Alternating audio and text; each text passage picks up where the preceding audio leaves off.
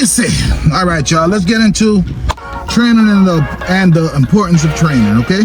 Now, before we do that, we're gonna get into the various styles of leadership. And we made a video on leadership and management, so if you could just scroll down and check that video out. Okay, so the first style of leadership that we'll go over is transformational, right?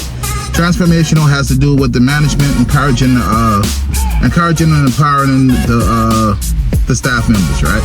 And then you have democratic. Democratic is where the manager and the whole team itself, they kind of get around.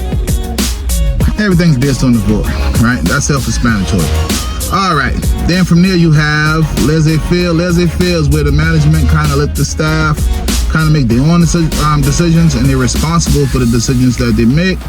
And then we have autocratic. Autocratic is more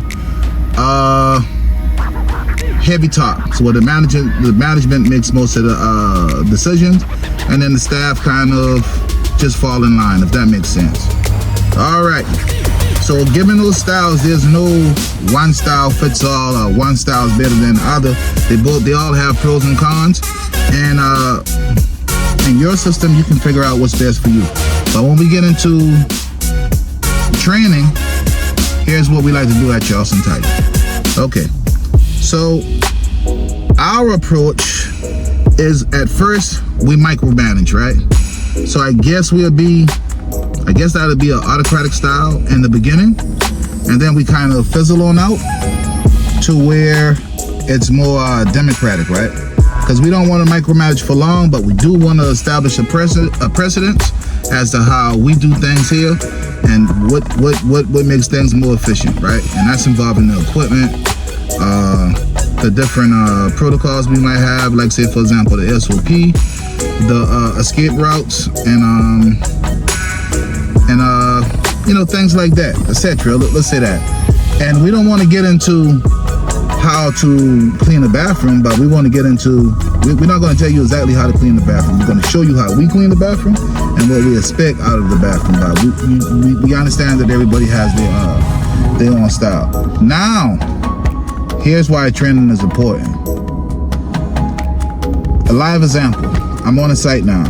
I have two team members, right? I'm gonna call this the varsity squad. By today, they're kind of anxious. They're ready to get out. The weather is pretty nice down here. It's 90 in Charleston, South Carolina, which is great for a summer day where it's usually 98 and up with a heat index of 110, no exaggeration. Well, anyway, we have them in the building that they're not used to, but we're doing the annual cleaning of the building, and it's just 3 more items, right? So within these 3 more items, we have to take care of the baseboards, we have to wash the blinds, and then we have to wash the windows or clean the windows in and out, right? So that's the only thing that's outside of our normal scope of work from any other building that we will go in, right?